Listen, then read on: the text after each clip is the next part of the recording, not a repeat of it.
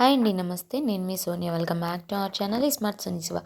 ఈరోజు మన వీడియోలో పెప్పర్ ఎగ్ మసాలా గ్రేవీ కర్రీని అయితే చూపించబోతున్నాను. అది కూడా దాబా స్టైల్లో ఎక్కువ మసాలాలు వాడకుండా చాలా తక్కువ ఇంగ్రీడియంట్స్తో చూపించబోతున్నాను.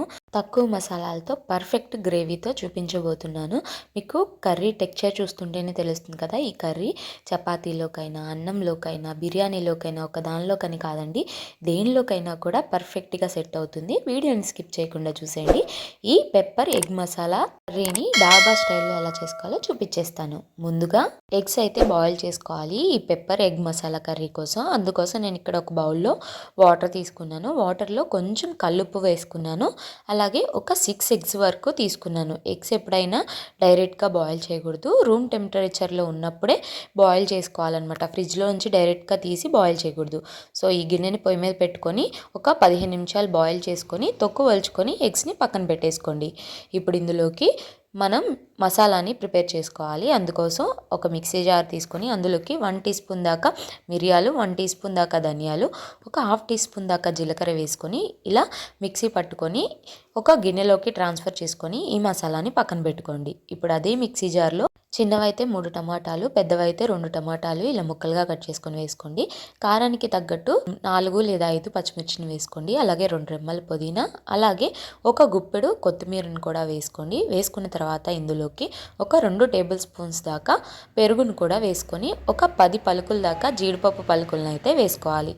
వేసుకున్న తర్వాత రుచికి సరిపడా ఉప్పు కూడా వేసుకొని వీటన్నిటిని మెత్తగా ఇలా నేను వీడియోలో చూపించిన విధంగా మిక్సీ పట్టుకొని పక్కన పెట్టుకోవాలి.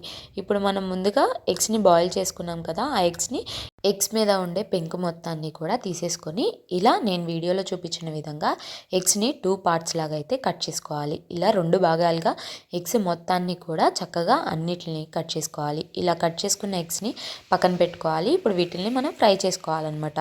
దానికోసం స్టవ్ మీద ఒక ప్యాన్ పెట్టుకొని అందులోకి 1 టేబుల్ స్పూన్ దాకా బటర్ వేసుకోండి. బటర్ ఇలా కరిగిన తర్వాత ప్యాన్ మొత్తానికి కూడా బటర్ని ఇలా స్ప్రెడ్ చేసుకోవాలి. ఇప్పుడు మనం ముందుగా ఉడికించుకొని కట్ చేసి పక్కన పెట్టుకున్న ఎగ్స్ని నేను వీడియోలో చూపించిన విధంగా పచ్చసొన వైపుకి ఇలా బోర్లించుకొని ఇలా పెట్టుకోవాలన్నమాట.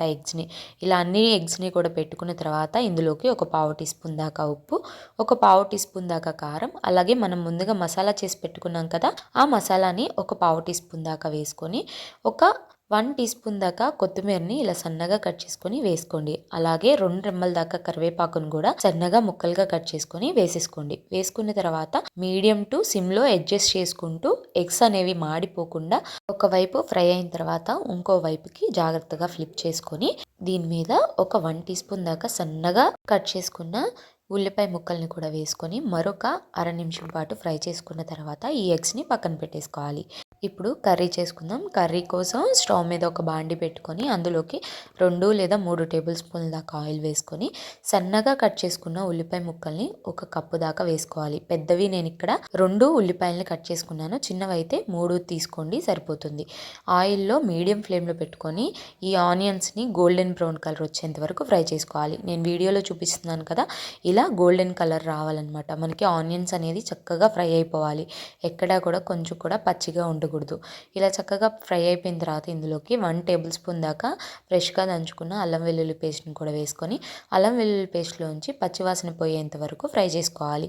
ఇలా ఫ్రై చేసుకున్న తర్వాత ముందుగా మనం టమాటాలని మిక్సీ పట్టి పెట్టుకున్నాం కదా, ఆ టమాటా ప్యూరీని కూడా ఇందులోకి ఉల్లిపాయల్లోకి వేసేసుకున్న తర్వాత మీడియం ఫ్లేమ్లో పెట్టుకొని ఒకసారి అంతా బాగా కలిసే విధంగా కలిపేసుకోవాలి. ఇలా కలుపుకున్న తర్వాత ఇందులోకి ఒక 1/2 టీ స్పూన్ దాకా పసుపు కూడా వేసుకొని మరొకసారి అంతా బాగా కలిసే విధంగా కలుపుకొని స్టవ్ని మీడియం ఫ్లేమ్లో పెట్టుకొని ఆయిల్ పైకి తేలి సపరేట్ అయ్యేంత వరకు ఫ్రై చేసుకోవాలి. చూడండి, గ్రేవీ అనేది మనకి ఇలా రావాలన్నమాట. ఆయిల్ పైకి తేలి చక్కగా గ్రేవీ అనేది ఇలా ఫ్రై అయిపోవాలి. మనకు ఆనియన్స్ ఎక్కడా కూడా కనిపించకుండా ఉండాలన్నమాట.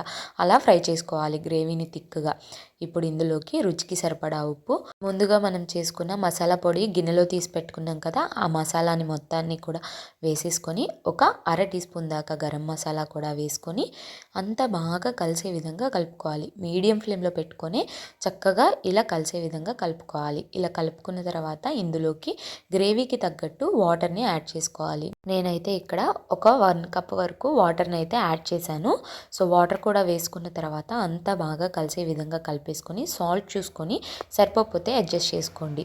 ఇప్పుడు ఈ స్టవ్ని మీడియం ఫ్లేమ్లో పెట్టుకొని నేను వీడియోలో చూపించిన విధంగా ఇలా రోలింగ్ బాయిల్ అవుతూ ఉన్నప్పుడు మనం ముందుగా వేయించుకున్న ఎగ్స్ని వేసేసుకోవాలి. ఎగ్స్ వేసుకున్న తర్వాత కొంచెం సన్నగా కట్ చేసుకున్న కొత్తిమీరను కూడా వేసుకోవాలి. అలాగే కస్తూరి మేతిని కూడా కొంచెం క్రష్ చేసుకొని ఒక 1/2 టీ స్పూన్ దాకా వేసుకున్న తర్వాత స్టవ్ని మీడియం ఫ్లేమ్లో పెట్టుకొని ఒకసారి అంతా బాగా కలిసే విధంగా కలిపేసుకోవాలి. ఇలా కలుపుకున్న తర్వాత సన్నగా స్లైసెస్లా కట్ చేసుకున్న 2 లేదా 3 పచ్చిమిర్చిని ఇలా వేసేసుకోవాలి. ఈ ఎగ్ కర్రీలో వేసుకోవాలి. ఎగ్స్ వేసాక ఎక్కువసేపు అనేది మనం గ్రేవీని ఉడకనివ్వకూడదు అనమాట. ఒక అర నిమిషం నుంచి 1 నిమిషం పాటు ఇలా బాయిల్ చేసుకున్న తర్వాత స్టవ్ ఆఫ్ చేసుకొని పక్కకు దించేసుకొని వేడిగా సర్వ్ చేసుకోవడమే. అంతేనండి, మన dhaba style pepper egg masala gravy అయితే రెడీ అయిపోయింది. చూస్తుంటే తెలుస్తుంది కదా కర్రీ అనేది ఎంత ఎమ్మీగా ఉంటుందో. సో తప్పకుండా ట్రై చేయండి. ఈ కర్రీ ఎందులోకైనా సూట్ అవుతుంది. న్యూ ఇయర్ వచ్చేస్తుంది, అలాగే వీకెండ్ కదా, తప్పకుండా మీరు కూడా ట్రై చేయండి. ఏదైనా స్పెషల్ అకేషన్స్కి కర్రీ చేస్తే ఎవరైనా ఈ వంటకి ఫిదా అయిపోవాల్సిందే, అంత బాగుంటుంది. తప్పకుండా ట్రై చేసి ఎలా వచ్చిందో మీ ఫీడ్బ్యాక్ని నాతో షేర్ చేసుకోవటం అస్సలు మర్చిపోవద్దు. ఈ వీడియో అయితే నచ్చిందని అనుకుంటున్నాను. వీడియో నచ్చితే వీడియోని లైక్ చేయండి, మీ ఫ్రెండ్స్ అండ్ ఫ్యామిలీ రిలేటివ్స్కి షేర్ చేయండి.